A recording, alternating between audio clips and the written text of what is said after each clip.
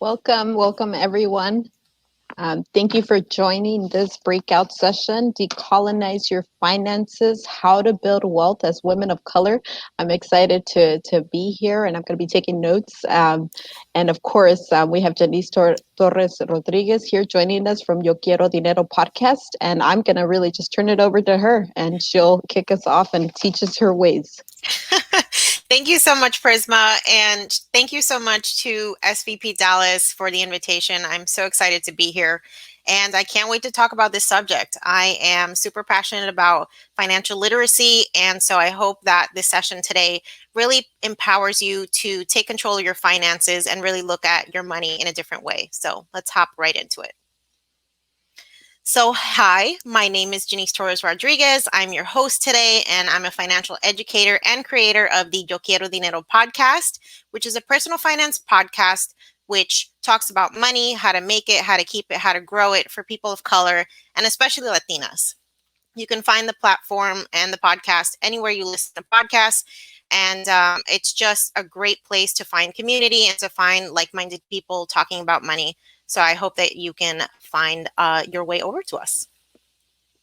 So just a disclaimer, all information contained within this presentation is for information and educational purposes only and does not constitute professional, financial, tax, legal, or investing advice. Always make sure to consult with a licensed financial professional before making any important financial decisions. So today we're going to talk about what is colonization. It's sort of the Christopher Columbus thing, but it's a little bit more than that, and we'll get into that. How colonization still affects you today, what decolonizing your finances mean, because I'm sure when you saw the topic, you're like, what the heck is she talking about?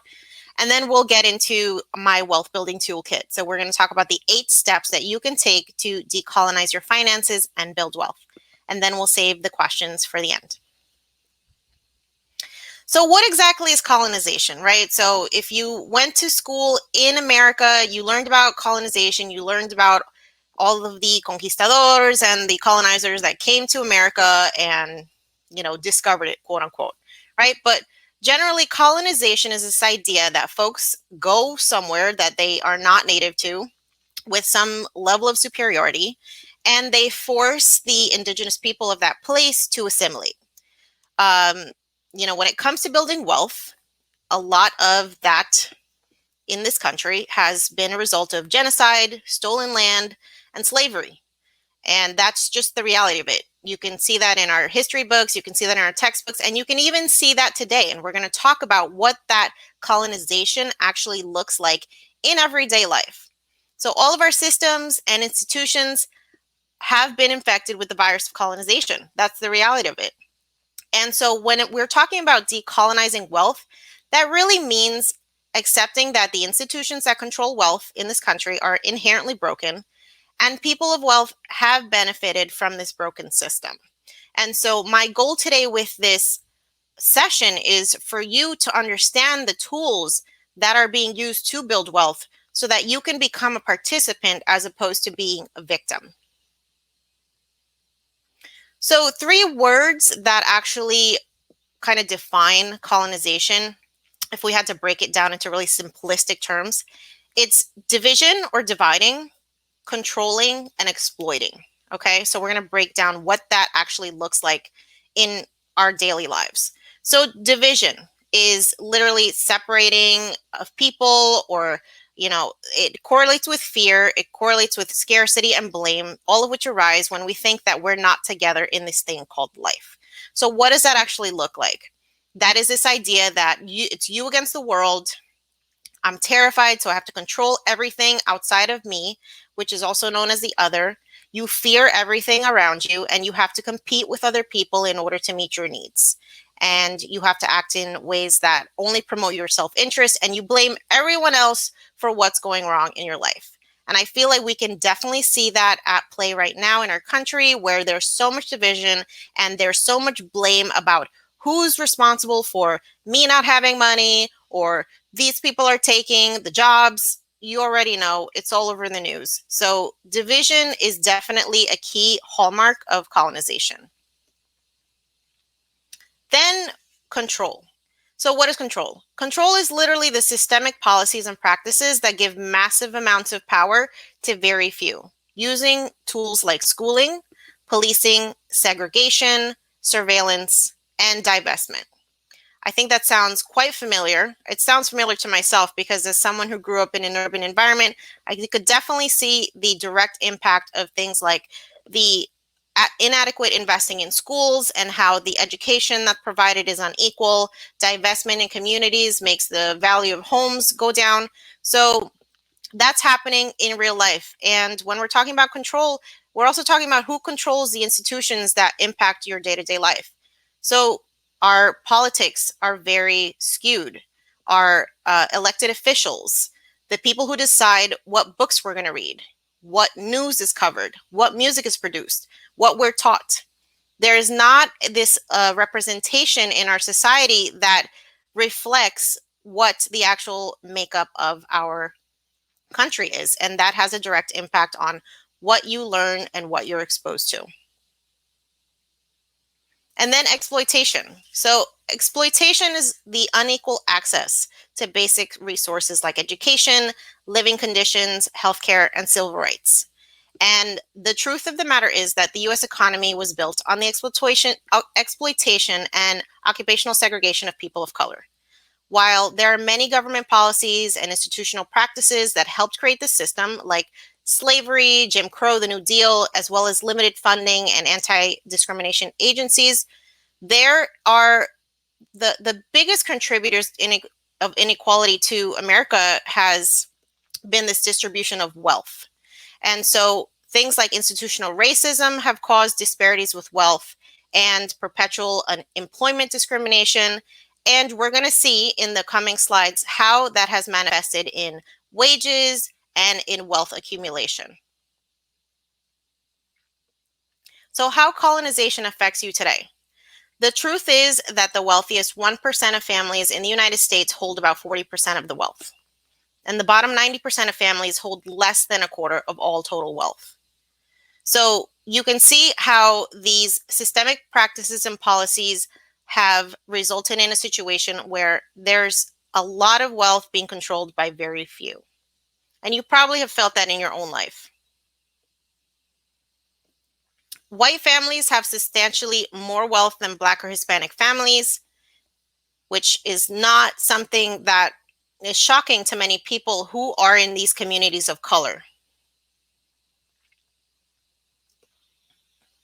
And also the sources of wealth vary substantially across different income classes. It's important to note that it's not only about building wealth, it's about diversifying your wealth. And when it comes to building wealth, you have to understand the various tools that exist in order for you to be able to do this. I know for me, when I was growing up, the pinnacle of success when it came to building wealth was buying a home. We didn't talk about investing. We didn't talk about starting a business. And so I was convinced that the only way that I was going to be able to build wealth in my family was to buy a home. And that's not necessarily the way that people at the top 1% are building wealth. You can see on this chart, they have very diverse ways of building wealth, including retirement accounts, their businesses, their home equity, other investment vehicles. And so we're going to talk about the different tools now that we can use to build wealth in our communities. So what does it actually mean to decolonize your finances? For me, it means actively fighting against inequities that have been built into our system with several tools. So the first is education. First, you have to learn about money, how it works, how to make it, how to invest it, and how to preserve and pass it to future generations. Accountability is a key part of this. We have to acknowledge and forgive the mistakes that we've made due to the things that we've learned or maybe haven't learned about money. If you haven't learned about money, there's nothing wrong with you. Nobody's learning about this. So we have to get past the feelings of guilt and shame and anger that can keep us from moving to the next level. Action. You have to commit to changing your money habits for the better. That's the only way that things are really going to improve. And then community. I think it's so important, especially if you grew up in a family or a community that doesn't talk about these things. Be the person that once you learn about them, you share them with those around you. So now I want to talk about my 8 steps for building wealth. We're going to talk about how to create a spending plan, how to align your spending with your values, paying off high interest rate debt, creating an emergency fund, earning more or diversifying your income, investing, protecting your assets, and doing good. So the first step is creating a spending plan. This is also known as a budget. A lot of people don't like the word budget because it feels really restrictive, but a budget is really just your plan for what you want to do with your money. If you operate from a place where you don't have a plan, your money disappears. I can attest to that myself. For many years, I resisted having a budget because I just felt like, oh, I know what I'm doing with my money. But the reality of it is that putting your financial goals in writing can make them more concrete and achievable. And one of the best ways your daily spending habits don't overwhelm your life goals is to create a spending plan. So this isn't meant to be a strict, it's meant to be a guide that's going to help you take control of your financial future and ultimately reach your goals. So 3 things that you want to outline in your spending plan are the money that you have coming in, whether that's paychecks, tips, loans, scholarships, child support, side hustle income, any money that you're getting. The second thing you want to factor is your money going out. So what are your regular bills? Housing, groceries, utilities, clothing, childcare, car payments, all of the stuff that is taking money out of your bank account. And then your goals.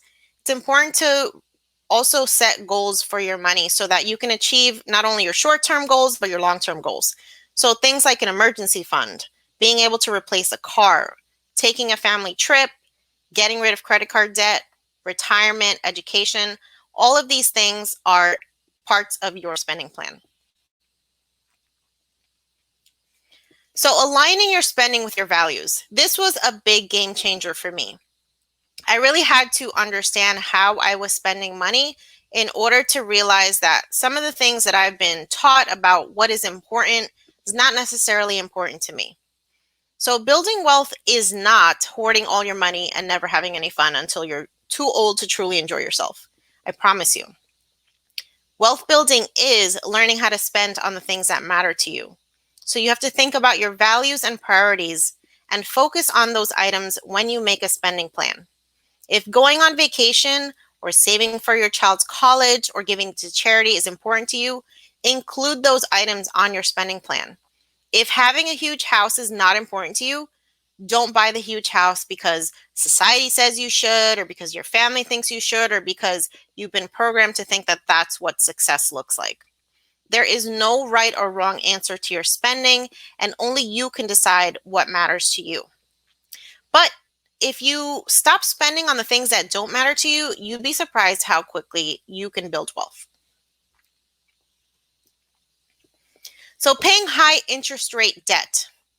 High interest rate debt really does nothing for you. And when we talk about high interest rate debt, we're talking about things like credit cards that have, 12% or more interest on them. We're talking about subprime car loans that could have 8 to 12% interest on them. You're paying interest for the privilege of maintaining that debt. And that is not a privilege. That is just money that you really don't need to be spending. So there are 2 main ways to tackle high interest rate debt. The debt snowball and the debt avalanche are very popular methods, and they're differentiated by a couple of things. So the debt avalanche method involves making minimum payments on all of your debt and then using any extra money that you have to pay off debt with the highest interest rate. So you would basically make a list of all of your debts from highest to lowest interest rate and tackle the one with the highest rate first, with the idea that will result in lower payments over time because you're getting rid of the debt that is costing you the most money. Now, the debt snowball method involves making minimum payments on all your debt and then paying them off from the lowest quantity to get to the larger ones later. And so the debt snowball is popular for people because it can feel like you're accomplishing more quickly when you get rid of your smaller debts, and it kind of builds momentum. So it's really more of like a psychological preference, and it's up to you to decide what method makes sense for you. Creating an emergency fund. So an emergency fund can be a great way to plan for the unexpected without turning to debt. There's a really widely publicized stat from the Federal Reserve that indicates that almost half of Americans could not handle a $400 emergency without getting into debt, whether that's credit card or taking out a payday loan or something like that. You don't want to be a statistic. You should always aim to have at least 6 months worth of your expenses in a high yield savings account. So 6 months worth of expenses is like what you need to survive. It's not to take vacations. It's not money that you would need to do Christmas shopping. It's literally how much money would you need in 6 months if you had no income coming in because your job got furloughed or you lost your job or whatever have you.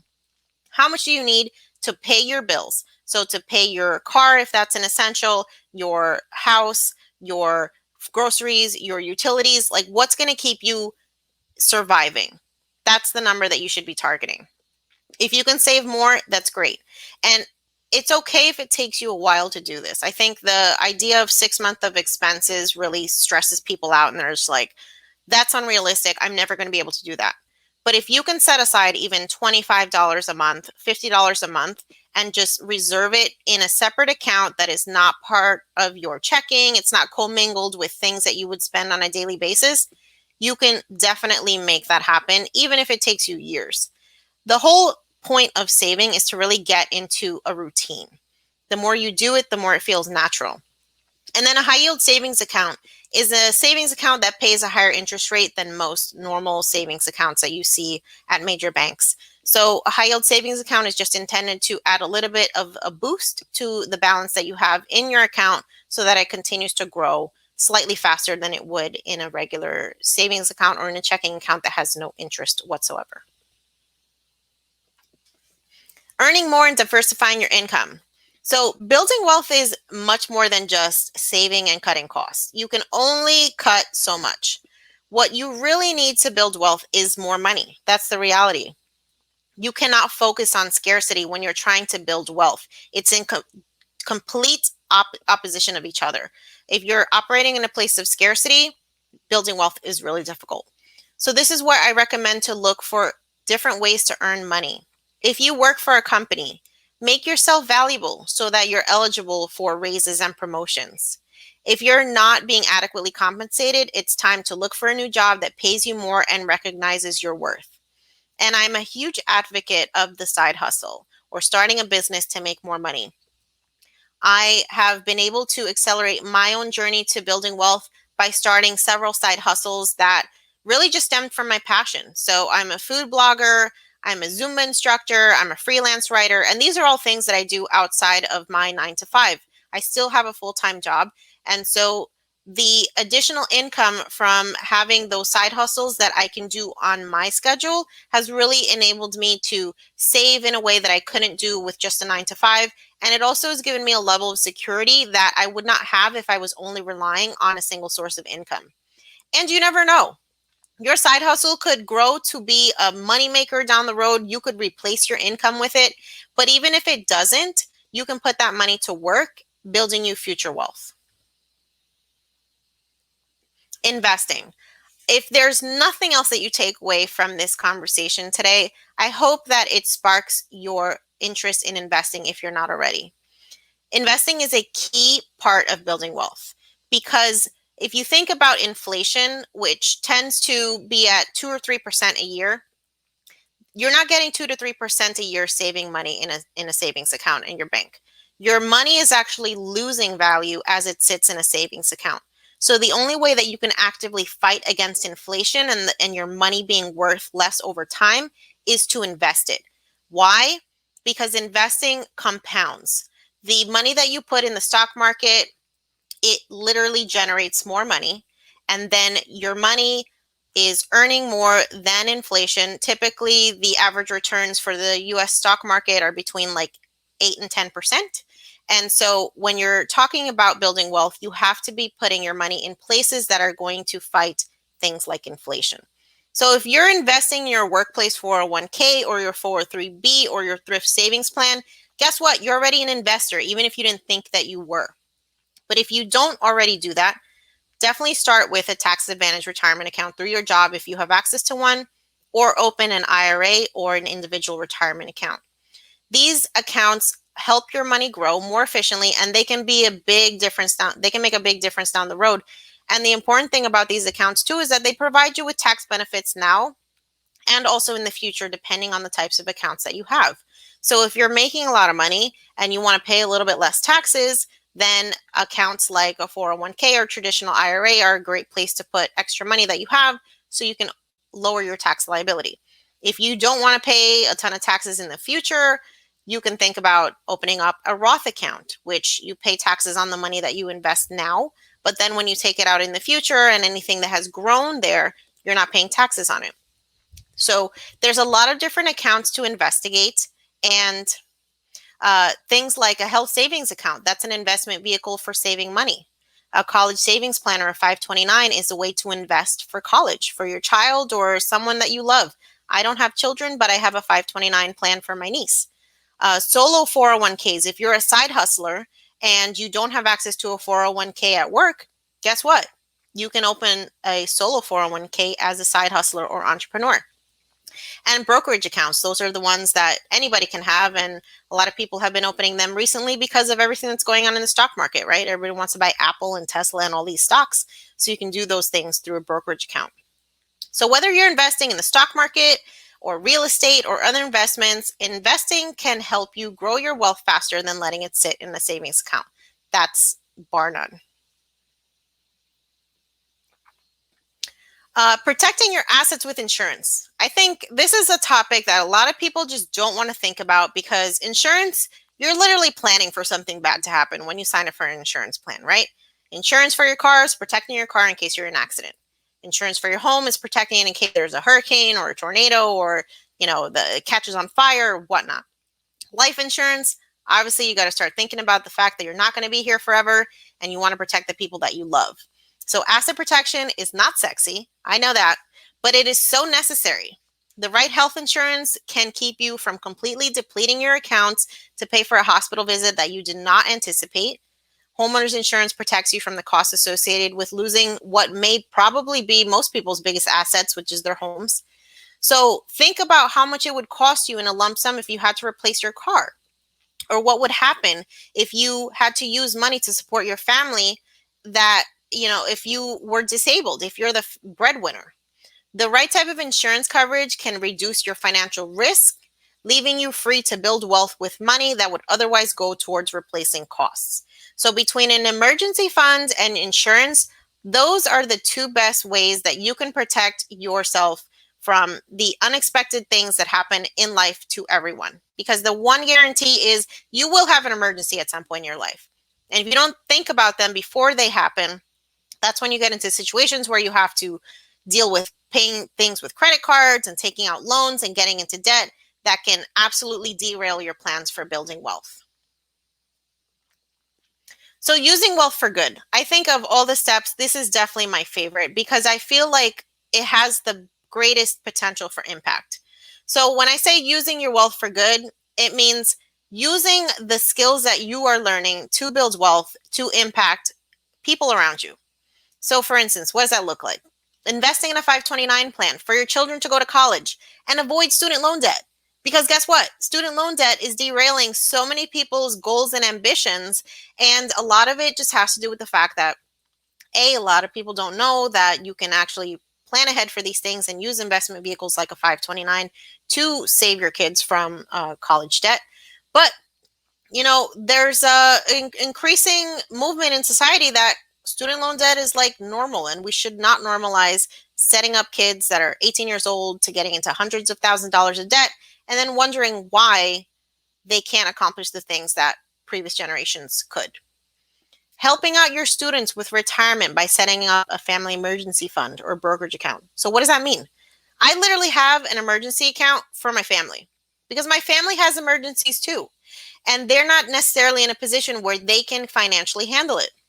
So the same way that I have an emergency fund for myself and for my emergencies, I also have one for my family. My parents are getting older, so I want to be able to support them in case, like, my dad literally just broke his leg last month. He's been out of work for 2 months. So I want to be able to help my mom with financial things that happen as a result of my dad, who's the family breadwinner, not being able to work all of a sudden. So this is why It's important to use these skills to not only benefit yourself, but people around you. You can use your wealth to support your favorite charitable businesses or even start your own organization that helps the community that is not currently being served in your local area. Investing in real estate in your community takes power away from developers who want to gentrify your neighborhood. And so you can invest in real estate with your family, with a group of people in your community, and buy the apartment buildings, buy the commercial buildings. Like, you don't have to let your community be taken a hold of by people who have not your best interest in mind. And the most important thing and the cheapest thing you can do is to educate those around you about how they can build wealth too.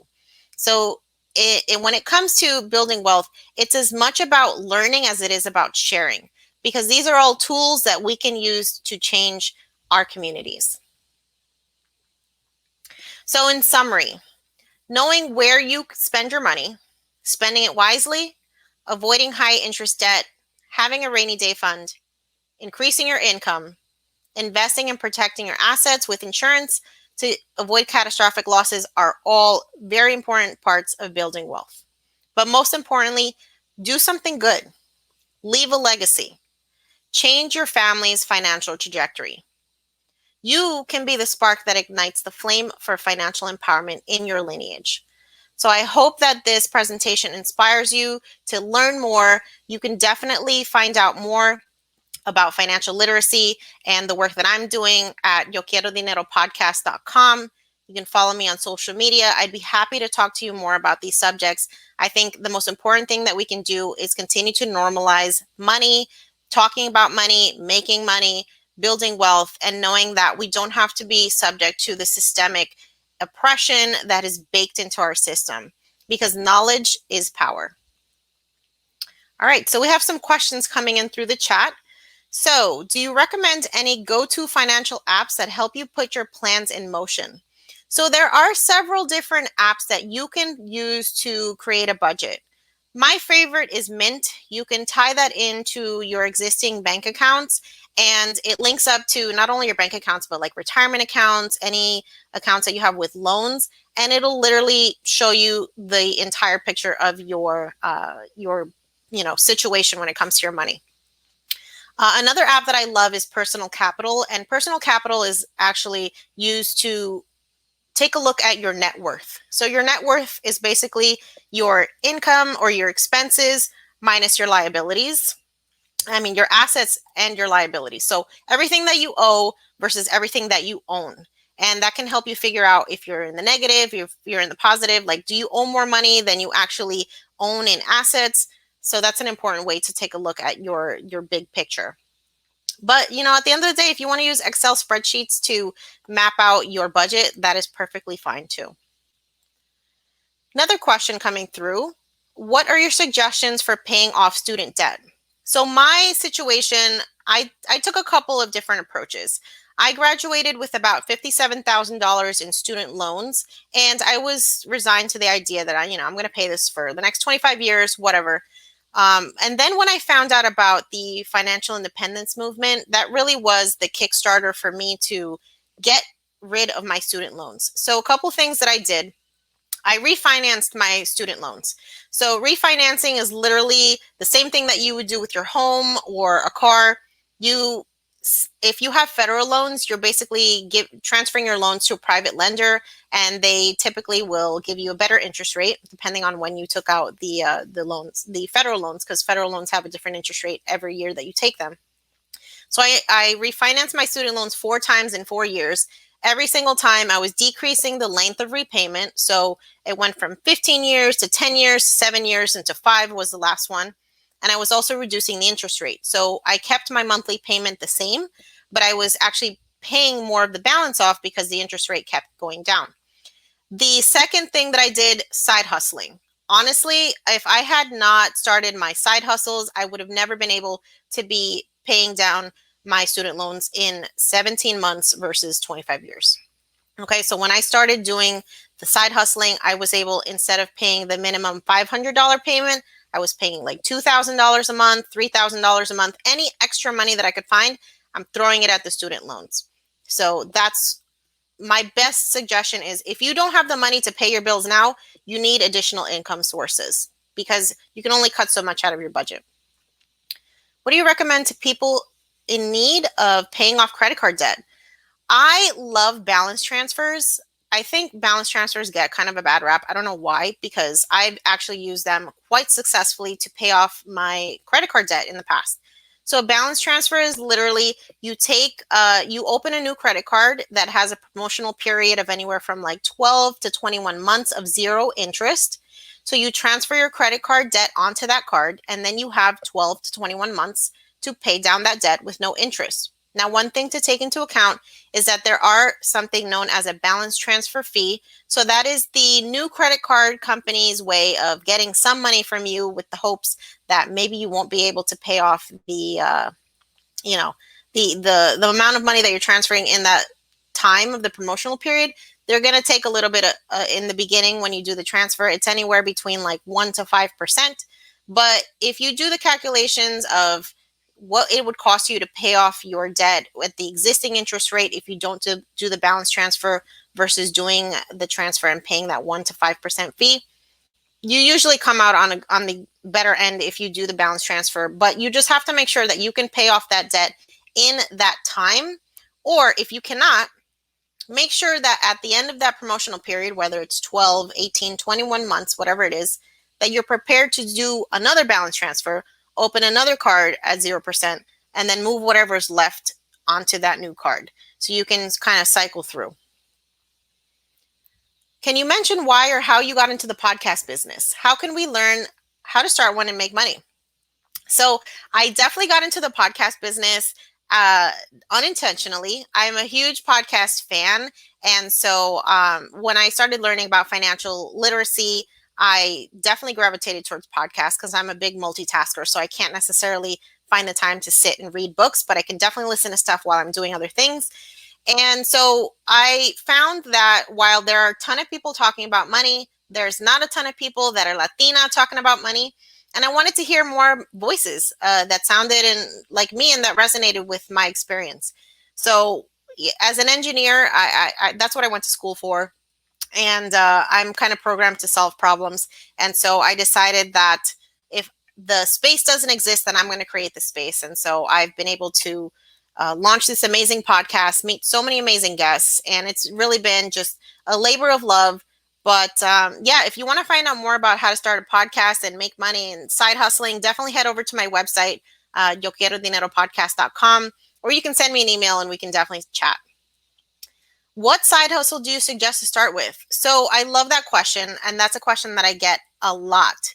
I actually just created a freebie on my website that is titled How to Choose a Side Hustle. So if you want to find out more about that, I have a list of 80 side hustles that you can start today and how to actually go through the motions of selecting your side hustles based on your skills.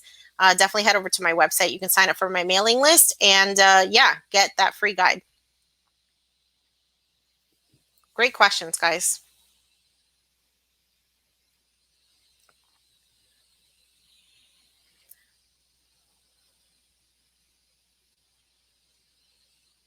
All right, so that wraps up my presentation. So if there's no other questions, then thank you so much for being here. I really appreciate you guys being here. I hope that you learned something today.